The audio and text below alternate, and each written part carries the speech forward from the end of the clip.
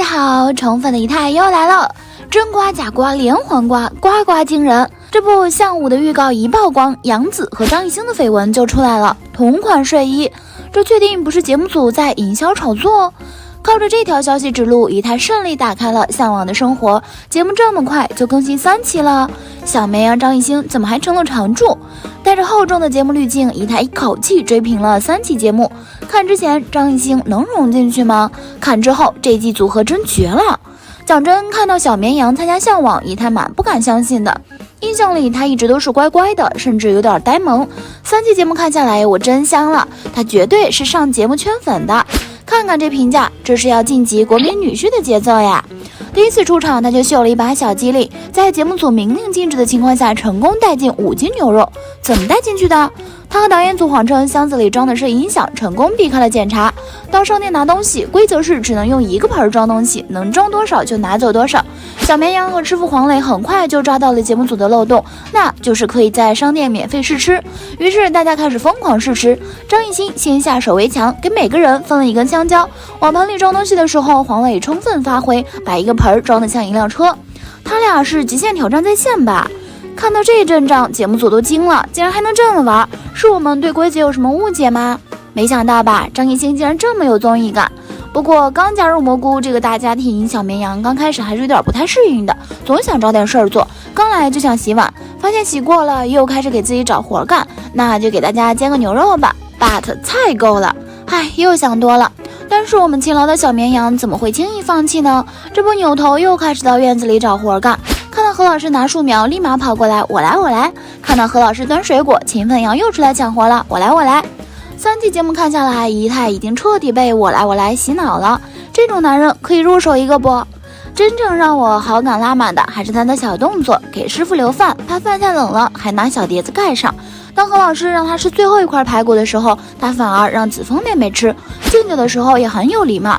一连串小动作下来，姨太真的被锁得死死的，怎么会有这么好的人啊？大家都知道张艺兴是歌手出身，唱歌跳舞什么的完全是小意思，吉他弹唱，即兴跳舞，说来就来。最关键的是还没有偶像包袱，模仿张宇唱雨一直下，把师傅都逗笑了。节目组这是请来了什么宝贝啊？他的才艺还不止这些，没正式参加节目就专门去考了拖拉机驾驶证，科目1还拿下了96分，这怕是内娱第一个考到拖拉机证的艺人吧。有了小绵羊的加入，这期节目综艺效果直接拉满，就连评分都比上期高出了0.5分。他刚出场那会儿，收视率一路飙升，仅凭5斤重的牛肉音响小忽悠就斩获了各平台几百万的点赞。节目组喜提开播以来短视频平台最高的热度，这一次真的挖到宝了。熟悉的人都知道，张艺兴一直是努力的艺人代表。他曾经1天20个小时绑沙袋练舞蹈，从零基础成了主舞，而且还是 SM 7大主舞中唯一的中国人，被称为练习生之神。一边拍戏一边做音乐，化妆期间还要抽时间背单词。机场能看见他与外教交流，手里总拿着一本书。参加街舞3，他的队长大秀拿了第1，还带动了一个小众舞种的发展。节约 SM 闹得最凶的那会儿，他自己出了10几页的策划，与公司成功谈判，在内地成立了自己的工作室。张艺兴因此成为 SM 公司成立26年以来首位获得在中国开放自主发展权的中国艺人。刚回国那会儿，他的资源人脉远没有现在这么好，特别出演了《前任2》，紧接着又出演了《从天而降》，水花都不大。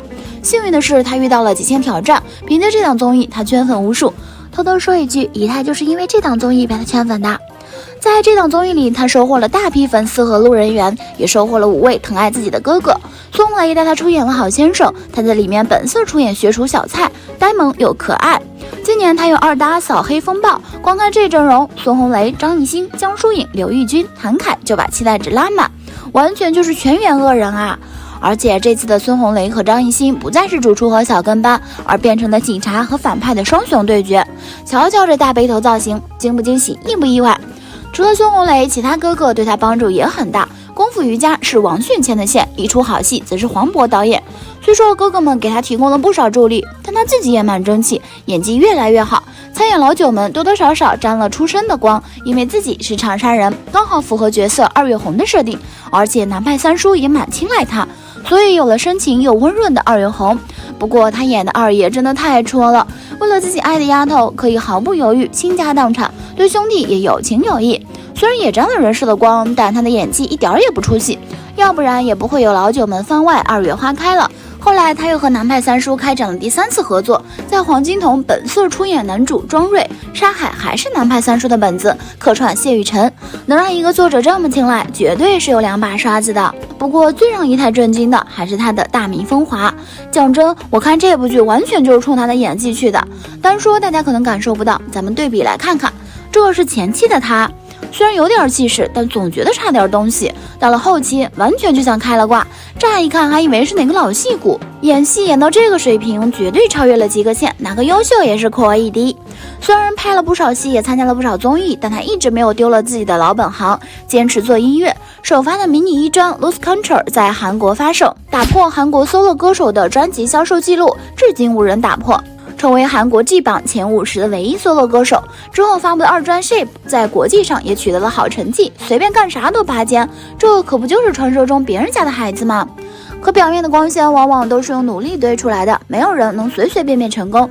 他现在社交平台的 ID 还是努力努力再努力心，这样努力的他连路人看了都会心疼。黄磊有一次在拜托了冰箱里就提到过，因为觉得张艺兴太累了，就劝张艺兴，既然你叫我师傅，那我就得说你2句，你这样不行，这样会把最珍贵的东西丢掉的，光受努力了。这次参加《向往的生活》，张艺兴妈妈也跟导演王铮宇说过，说他希望张艺兴这次来参加节目可以放松一下，即便周围都是劝他休息的声音，但他一直保持着清醒。还不到30岁的时候，就有了做练习生老板的想法，提前为转型做准备。从 idol 变成老板，他走的这条路就像当年从歌手转型老板的李秀满。大家应该也发现了，归国4子回国后无一例外都走上了综艺和演戏之路。鹿晗先是跑男常驻，之后又参演了《重返20岁》《甜蜜暴击》等，凭借穿越火线挽回口碑。黄子韬也参演了不少综艺，和杨幂合作了《谈判官》等剧。吴亦凡也是一样，参演了《原来你还在这里》，有一个地方只有我们知道，《西游伏魔篇》等。还有不少综艺露脸，对于他们来说，单纯做个歌手是无法养活自己的团队的，所以他们必须寻求突破。在这种情况下，张艺兴实现了华丽转身，他的奋斗之路完全就是当代年轻人成功范本，奋斗批赶紧学习起来。好啦，今天的视频呢就分享到这里了。如果喜欢4一台的视频，就请多多点和关注，4一台每天都会更新精彩娱乐资讯哦。